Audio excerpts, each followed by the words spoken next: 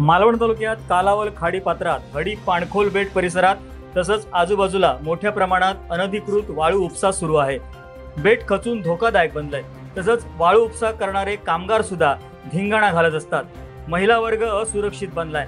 कामगार राहत असलेल्या झोपड्यांमध्ये अनधिकृतपणे लाईट घेण्यात आली आहे। एकूणच या सर्व समस्यांबाबत त्वरित कारवाई व्हावी, अनधिकृत वाळू उपसा थांबवावा, तसंच या ठिकाणी वाळू उपसा टेंडर लावू नये याबाबत आम्ही वरिष्ठ स्तरावर लक्ष वेधलं असून आपणही वरिष्ठांचं लक्ष वेधावं, कारवाई सुरू करावी, अन्यथा आम्ही आंदोलन करू असा इशारा इथल्या ग्रामस्थांनी दिलाय।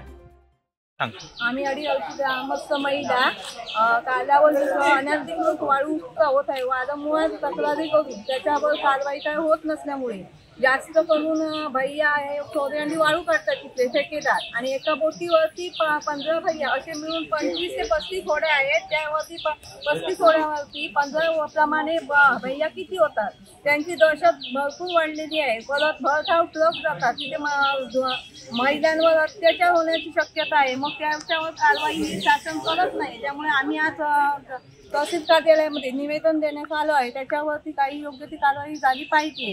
दुसरं म्हणजे लाईट मेडिसिन बोर्डाजवळ आम्ही तक्रार केली, त्यांनीही काही घेतली नाही। पोलीस स्टेशनलाही सांगितलेलं, त्यांनीही त्याची दखल घेतली नाही। वारंवार तक्रार करूनही त्याची दखल घेतली जात नाही।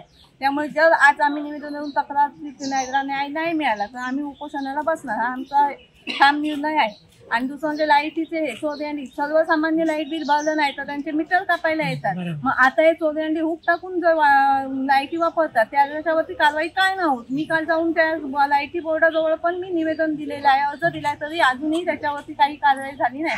तो आम्हाला योग्य तो न्याय मिळाला पाहिजे, नाही तर मी स्वतः वैयक्तिक पूजा राजन तोंडवलकर ही उपोषण आम्हाला उपोषण करणार, मग त्याला जबाबदार शासन राहील। जुव्यावरून बोलत आहे सीमा शेट्टी। आम्ही 2022 मध्ये आम्ही स्वतः महिलांनी आक्रमक होऊन रेती व्यवसायाला आम्ही हे केले, पकडून घेतलेलं त्या लोकांना की जेणेकरून तुम्ही रेती व्यवसाय करू नका। आम्ही स्वतः नांगर पाडून पकडले, सगळ्या महिला आक्रमक झालेलं। त्यावेळेला पण आम्ही निवेदन दिलेलं पाटील साहेबांना, पण तेवढ्या पुरतं आम्हाला समाधान झालं, नंतर काही नाही। आज आम्ही जुव्यावरच्या सर्व महिला आणि पुरुष इथे येऊन आम्ही मॅडम जवळ निवेदन दिलंय की आमच्याकडे हा आम्हाला त्रास होतो, जेणेकरून आमचा बेट हा कोसळत चाललाय, आम्हाला पर्यायी जागा नाहीये पुढे राहण्यासाठी, काय आम्ही करायचं।